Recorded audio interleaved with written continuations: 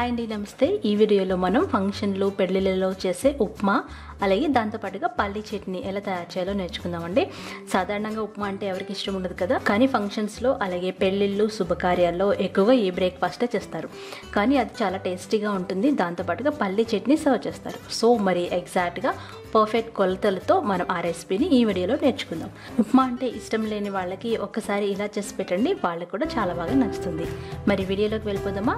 దీనికోసం మనం ఒక కడాయి పొయ్యి మీద పెట్టి వేడి చేయాలి. అది వేడైన తర్వాత 1 కప్పు ఉప్మా రవ్వ లేదా బొంబాయి రవ్వ అంటారు కదా, దాన్ని మనం ఒక 2 నిమిషాలు లో ఫ్లేమ్లో డ్రై రోస్ట్ చేసుకోవాలి. అన్నీ ఈ కప్పుతోనే కొలుచుకోవాలి. మనం మాడిపోకుండా కలుపుకుంటూ చక్కగా డ్రై రోస్ట్ చేసుకొని వేరొక ప్లేట్లో తీసి పెట్టుకోవాలి. ఇప్పుడు అదే బాండిలో 2-3 టేబుల్ స్పూన్ల నెయ్యి కానీ నూనె కానీ వేసి వేడి చేయాలి. ఇక నేను ఉప్మా నెయ్యితో చేస్తున్నానండి. నెయ్యి కరిగేంత వరకు వెయిట్ చేయాలి. ఇప్పుడు చాలా ఇంపార్టెంట్ ఏంటంటే మనం ఉప్మా కోసం చేసుకునే పోపుని కరెక్ట్గా వేసుకోవాలి. 1/2 కేజీ ఉప్మా రవ్వకి ఈ మెజర్మెంట్స్ అన్ని చెప్తున్నానండి. 1 టీ స్పూన్ ఆవాలు, 1 టేబుల్ స్పూన్ సాయి మినపప్పు అంటారు కదా, తెల్ల మినపప్పు, 1 టేబుల్ స్పూన్ పచ్చిశనగపప్పు, ఇవన్నీ వేసుకుని మీడియం ఫ్లేమ్లో మనం వేయించుకోవాలి. ఇవి మాడిపోకుండా కలుపుకుంటూ చూసుకోవాలి. ఇందులో జీలకర్ర వేయకూడదు అనమాట. వాటిలో 2 ఎండుమిర్చి వేసుకుని చక్కగా వేయించుకోవాలి. ఎండుమిర్చి కొంచెం వేగిన తర్వాత కట్ చేసుకున్న 1 టేబుల్ స్పూన్ అల్లం ముక్కలు, అలాగే 10-15 జీడిపప్పులు, 1/2 కప్పు పల్లీలు వేసుకుని చక్కగా వేయించుకోవాలి. దీంతో పాటుగా కట్ చేసిన ఒక మీడియం సైజ్ ఉల్లిపాయ వేసుకుని వేయించుకోవాలి. అలాగే కట్ చేసుకున్న పచ్చిమిరపకాయలు, 4-5 పచ్చిమిర్చి వేసుకుంటే చాలా బాగుంటుందండి. వీటిని కూడా మనం చక్కగా మీడియం ఫ్లేమ్లో పెట్టుకుని కలుపుకుంటూ వేపుకోవాలి. 2 రెబ్బల కరివేపాకు వేయాలి. ఇవన్నీ బాగా వేగాల్సిన అవసరం లేదండి. ఉల్లిపాయలు కొంచెం ట్రాన్స్పరెంట్గా మారినప్పుడు మనం నీళ్లు పోసుకోవాలన్నమాట. 1 కప్పు ఉప్మా రవ్వకి 3 కప్పుల నీళ్లు పోసుకోవాలి. ఇది మీరు కరెక్ట్గా పాటించినట్లయితే ఎగ్జాక్ట్గా ఫంక్షన్లో చేసినట్టుగా ఉప్మా మీకు ఇంట్లోనే వచ్చేస్తుంది. అలాగే దాంట్లో 2 టేబుల్ స్పూన్ల వరకు ఉప్పు వేసుకోవాలి. ఉప్పు మీ ఇష్టాన్ని బట్టి వేసుకోవచ్చండి. 5 నిమిషాలు హై ఫ్లేమ్లో పెడితే మనకి వాటర్ చక్కగా రోలింగ్ బాయిల్ అవుతాయి. ఇలా రోలింగ్ బాయిల్ అయినప్పుడు మాత్రమే మనం వేయించి పక్కన పెట్టుకున్న ఉప్మా రవ్వని కొంచెం కొంచెంగా వేసుకుంటూ కలుపుకుంటూ ఉండాలి. ఇది కూడా చాలా ఇంపార్టెంట్ అనమాట.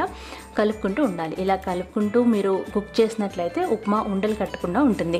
చాలా బాగా వస్తుందండి. ఇలా కలుపుకుంటూనే ఉండాలి. ఇలా కలుపుకునేటప్పుడు మీడియం ఫ్లేమ్లో పెట్టుకోవాలి. చూస్తారు కదా, తొందరగా ఉడికిపోతుందండి. 2-3 నిమిషాల్లో ఉప్మా దగ్గర పడిపోతుంది.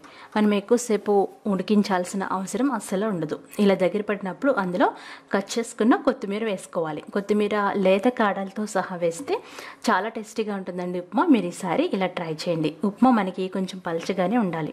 ఇలా ఉన్నప్పుడే మీరు స్టవ్ ఆఫ్ చేసి సర్వ్ చేసుకోవాలి. ఇక్కడ మంచి ప్రజెంటేషన్ కోసం ఒక బౌల్లో పెట్టి దాన్ని రివర్స్ చేశారంటే చాలా బాగా కనిపిస్తుంది. అలాగే దాంతోపాటుగా పల్లి చట్నీ కూడా మనం సర్వ్ చేసుకోవచ్చు. పల్లి చట్నీ యాక్చువల్గా ఇది వేరొక వీడియోలోదండి. ఎవరికైనా కావాల్సితే చూస్తారని ఇందులోనే యాడ్ చేస్తున్నాను. ఇప్పుడు మనం రెగ్యులర్గా ఇంట్లో చేసుకునే హోమ్ స్టైల్ పల్లి చట్నీ. హోమ్ స్టైల్ అండి, ఇది పక్కా హోమ్ స్టైల్ అనమాట. చాలా చాలా బాగుంటుంది. ఇప్పుడు అందులో 1 కప్పుడు పల్లీలు తీసుకొని మనం డ్రై రోస్ట్ చేసుకోవాలి. ఎప్పుడైతే ఈ పల్లీలు 2గా విడిపోతాయో అప్పుడు మనకి పర్ఫెక్ట్గా వేగినట్టు అనమాట. వీటిని చల్లారబెట్టుకొని పక్కన పెట్టుకోవాలి.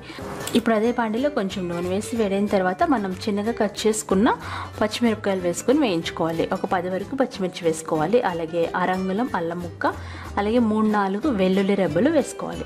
ఇవన్నీ వేసిన తర్వాత 1 నిమిషం పాటు వేయించాలి. ఇప్పుడు అందులో కొంచెం చింతపండు వేసుకోవాలి. చింతపండు మీరు కావాలనుకుంటే కొంచెం ఎక్కువ కూడా వేసుకోవచ్చండి. ఆ తర్వాత మనం పల్లీలు పొట్టు తీసేసి ఒక చిన్న మిక్సీ జార్లో తీసుకోవాలి. అలాగే మనం చల్లారబెట్టుకున్న పచ్చిమిర్చి మిశ్రమం ఉంది కదా, అది కూడా వేసేసేయాలి. మిక్సీ జార్లో వేసిన తర్వాత తగినంత ఉప్పు వేసుకోవాలి. ఉప్పు వేసుకొని మెత్తగా గ్రైండ్ చేసుకోవాలి. ఇప్పుడు దీన్ని తాలింపు పెట్టుకుందాం.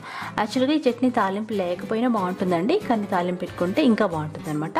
కొంచెం నూనె వేడి చేసి వేడైన తర్వాత ఆవాలు, మినపప్పు, శనగపప్పు, అలాగే జీలకర్ర, కరివేపాకు, వెల్లుల్లి రెబ్బలు, ఎండుమిరపకాయలు ఇవన్నీ వేసుకొని పోపు వేగిన తర్వాత మనం చట్నీలో వేసేసి కలుపుకోవాలి. అంతేనండి, సూపర్ టేస్టీగా ఉంటుంది.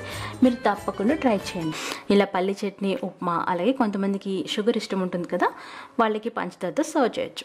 ఈ వీడియో మీకు నచ్చినట్లయితే లైక్ చేయండి, షేర్ చేయండి, అలాగే నా ఛానల్ని సబ్స్క్రైబ్ చేసుకోండి.